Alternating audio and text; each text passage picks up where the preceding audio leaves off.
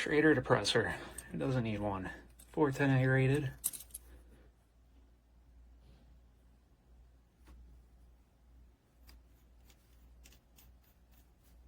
Fully open. Fully closed.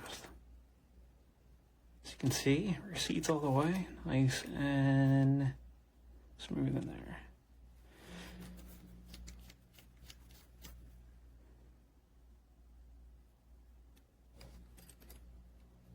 Beveled edge on your refrigerant port.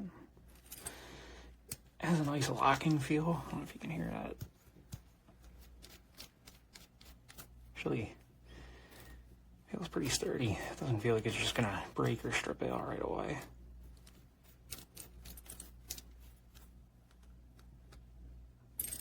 Lightweight, but doesn't feel cheap.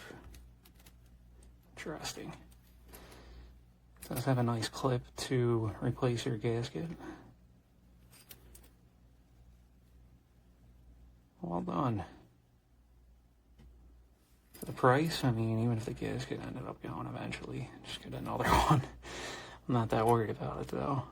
I don't think it will.